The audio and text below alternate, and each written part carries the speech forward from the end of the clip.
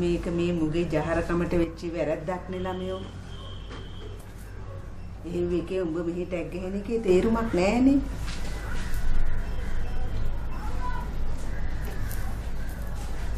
රස්සාවටත් යන්න අකමැති නම් මම උඹ ගෙදර ගිහින් එල්ලන්නද පුතේ?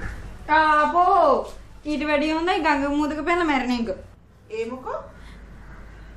මටයි කියලා ගමේ ඉන්නේ අයියා විතර. එයා බැඳලා ඉන්නේ යක්ෂණියක් වගේ ගෑණියෙක්. ආපෝ මට නම් බෑ ඒකිට එක්ක වසන්න. දැන් එහෙම කියලා තමුසි හදන්න මෙහෙ ළඟින්ද? ඈ? මොකද කිව්වේ? ලොකෝ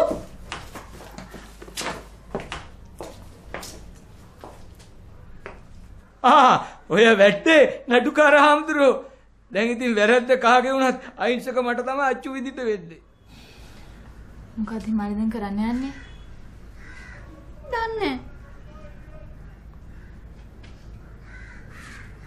මේ පැයක් ඇතුළත ගිහිල්ලා දාන තැනක් කිව්වේ නැත්තම් ගිහිල්ලා වසන අර රැවුලගේ කඩේට.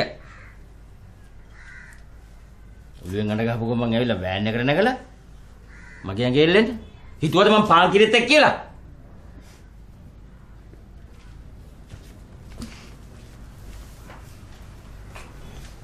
ඇත්තනේ හිමාලි.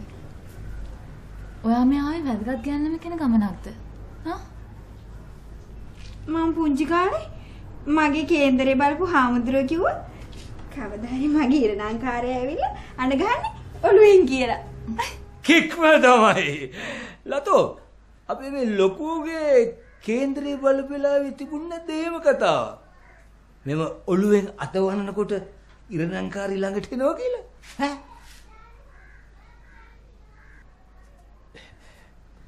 යලතු මං කිව්වේ එහෙම කතාවක් කියලා තිබුණා නම් මේ හැවිල්ලා තියෙන ඉරණංකාරී තමයි අපිට ඒව බලක් ගන්න බෑ. පුරු තාත්තා. අපුරු නෑනම් බං අපුරු නන්ද මේ වගේ ළමයි ඉන්නේ නැද්ද? ලොකු දෙමේ උඹ මේවා ගණන් ගන්න එපා. උඹට වඩා රජවරු මැතිවරු සිටුවරු ගෑනු හන්ද වැඩ අනාගෙන තින්නේ. ඒව අනාගත්ත එකදී උඹ මේක අනාගත්තාම මොකද වෙන්නේ නැද්ද බං? අනේ මේ මොකද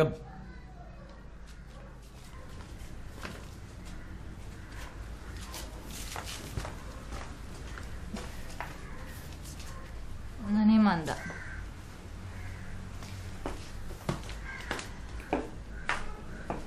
නේ මන්ද මේවා කොහෙන් කෙලවර වෙයිද කියලා.